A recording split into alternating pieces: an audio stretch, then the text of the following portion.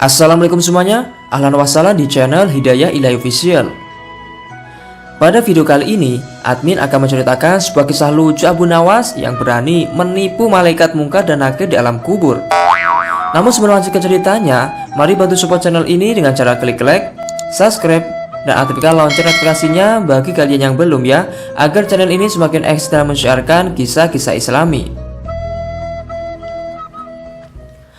Abu Nawas adalah sosok penyair Islam yang sangat cerdas, terkenal akan kisah-kisah konyol dan lucunya. Beliau juga adalah seorang tokoh sufi yang ahli di bidang Al-Quran, hadis, dan juga sastra Arab. Abu Nawas juga terkenal sosok waliullah yang sangat kontroversial.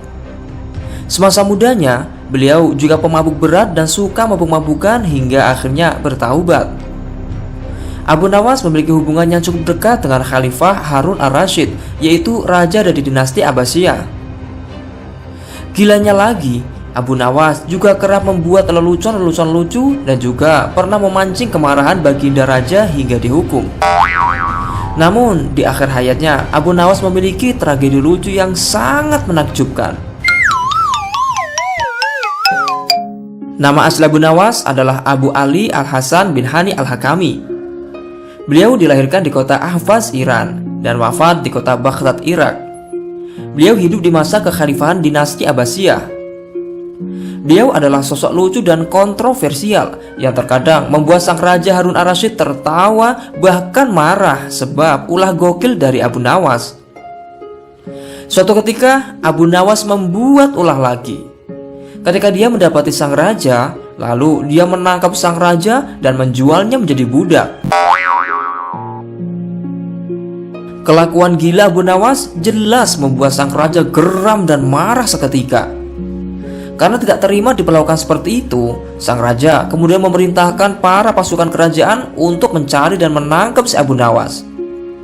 Perilaku Abu Nawas memang sungguh sembrono. Masa rajanya sendiri dijual di budak? Hal ini jelas tidak beradab. Para pasukan lalu pergi ke rumah Abu Nawas sesuai perintah dari sang raja.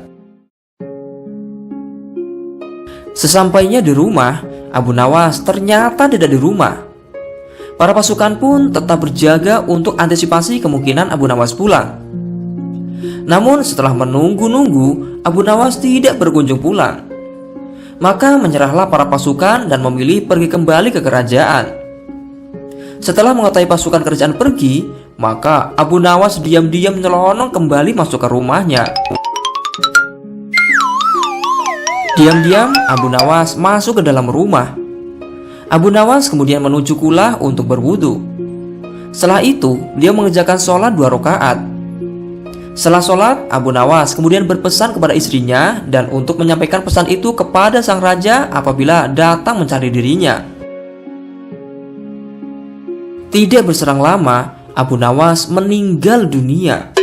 Kejadian ini sontak membuat istri Abu Nawas menjerit-jerit dan menangis sebab kematiannya. Kematian Abu Nawas membuat para tetangganya geger karena jeritan histeris sang istri. Kabar kematian Abu Nawas pun akhirnya terdengar hingga ke pelosok negeri. Kabar kematian Abu Nawas akhirnya didengar oleh baginda Raja Harun Ar-Rasyid. Seketika itu, kemarahan sang raja berubah menjadi kesedihan. Mengingat Abu Nawas adalah sosok orang cerdas yang selalu menghibur sang raja selama ini. Sang raja kemudian mendatangi rumah Abu Nawas dan berbicara kepada istri Abu Nawas. Baginda lalu bertanya kepada istri Abu Nawas, "Apakah ada pesan terakhir dari Abu Nawas untukku?" "Suami hamba, Abu Nawas memohon agar baginda raja mengampuni semua kesalahannya dunia akhirat di depan rakyat," kata istri Abu Nawas terbata-bata. Sang raja pun akhirnya mengabulkan wasiat terakhir Abu Nawas. Ketika jenazah Abu Nawas telah diusung dalam keranda, kemudian baginda raja mengadakan siaran pers di hadapan seluruh rakyatnya. Sang raja lalu berkata, "Wahai rakyatku, dengarkanlah bahwa hari ini aku Sultan Harun Ar-Rasyid telah memaafkan segala kesalahan Abu Nawas yang telah diperbuat terhadap diriku dari dunia hingga akhirat, dan kalianlah sebagai saksinya. Sang raja dengan sedih akhirnya memaafkan segala kesalahan Abu Nawas. Setelah sang raja selesai pidato, maka tiba-tiba dari dalam keranda terdengar bunyi suara aneh. Alhamdulillah, Alhamdulillah, Alhamdulillah. Seketika itu Abu Nawas hidup kembali dan keluar dari keranda. Peristiwa gaib ini sontak membuat para pelayat geger dan berlarian karena ketakutan ada mayat hidup lagi. Namun setelah diselidiki, ternyata memang Abu Nawas masih hidup. Sang raja pun sangat geram dengan ulah konyol Abu Nawas itu. Tetapi akhirnya sang raja sudah terlanjur memaafkannya. Ada kisah lucu ketika Abu Nawas benar-benar jelang kematiannya. Sebelum Abu Nawas wafat, dia pernah berwasiat kepada istri dan keluarganya untuk memakaikan kain kafan yang jelek dan lusuh saat Abu Nawas meninggal nanti. Alhasil benar, Abu Nawas akhirnya meninggal dunia. Sesuai wasiat, jasad Abu Nawas akhirnya dibungkus dengan kain kafan yang sudah jelek dan lusuh. Jasad Abu Nawas lalu dikebumikan. Setelah para penghantar jenazah pergi, maka datanglah malaikat Munkar dan Nakir untuk mengajukan pertanyaan kubur kepada Abu Nawas.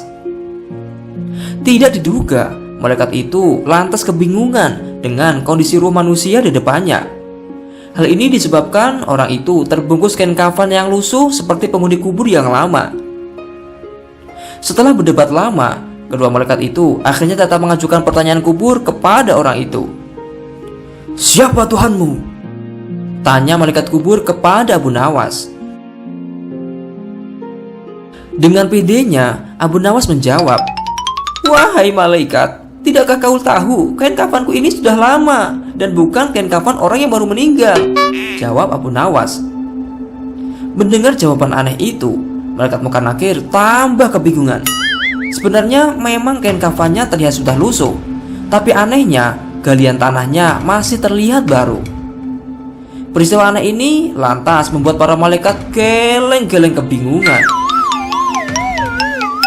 Setelah lama bermusyawarah, akhirnya malaikat memutuskan bahwa penghuni kubur itu adalah jenazah lama yang sudah tidak perlu ditanya lagi. Malaikat kemudian beranjak pergi meninggalkan makam Abu Nawas untuk mencari kuburan lain yang masih baru. Hal ini dikarenakan malaikat yakin kalau kuburan itu adalah kuburan lama. Akhirnya Abu Nawas berhasil selamat dari pertanyaan kubur setelah mengelabui kedua malaikat Munkar dan Nakir itu. Kisah ini hanya humor yang sering dikisahkan oleh para ulama NU seperti Gus Baha, Ki Haji Akid Sirat, serta ulama lainnya. Semoga kisah ini menghibur dan bermanfaat. Wallahu a'lamu bishawab.